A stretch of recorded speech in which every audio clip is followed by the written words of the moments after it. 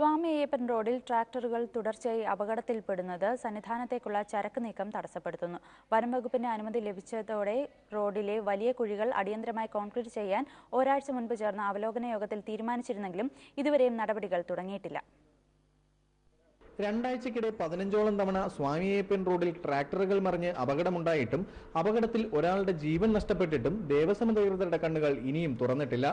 ശബരിമലയിലേക്കുള്ള സാധനങ്ങളെല്ലാം സ്വാമി അയ്യപ്പൻ റോഡ് വഴിയാണ് സന്നിധാനത്തിലെത്തിക്കുന്നത്. ട്രാക്ടറുകൾ അപകടത്തിൽപ്പെടുമ്പോൾ ചരക്ക് നീക്കവും നിലയ്ക്കും.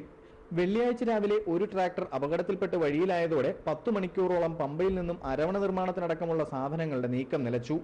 വലിയ കല്ലുകളും കുഴികളും നിറഞ്ഞ വഴിയിലൂടെ ജീവൻ പണയം വെച്ചാണ് ഡ്രൈവർമാർ ട്രാക്ടറുകൾ ഓടിക്കുന്നത്. അപകടം ഭയന്ന് പണി മതിയാക്കിയവരും കുറവല്ല. ഞങ്ങളുടെ പോക്കെന്ന് പറഞ്ഞാൽ ഇവിടെ മരണം പ്രതീക്ഷിച്ചുള്ള പോക്കാണ്. എന്നുവെച്ചാൽ ഏത് സമയവും വണ്ടി കാട്ടിനകത്ത് പോവാം.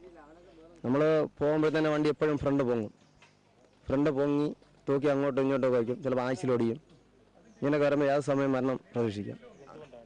അതുകൊണ്ട് ഈ റോഡിൻ്റെ കുഴപ്പം കൊണ്ട് തന്നെ റോഡെന്ന് പറഞ്ഞാൽ റോഡ് സൈഡിലൊക്കെ പണി ചെയ്ത് കോൺക്രീറ്റ് ചെയ്ത് നല്ല രീതിയിൽ റോഡ് പണി ചെയ്തിടാന്നുണ്ടെങ്കിൽ ഒരു കുഴപ്പമില്ല.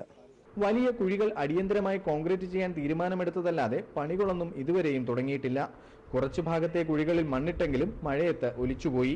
2 ദിവസത്തിനുള്ളിൽ അടിയന്തര നടപടികൾ കൈക്കൊണ്ടില്ലെങ്കിൽ ശരണവഴിയിലൂടെയുള്ള തീർത്ഥാടകരുടെ യാത്ര ഇത്തവണ ദുരിതപൂർണമാകും. മനോരമ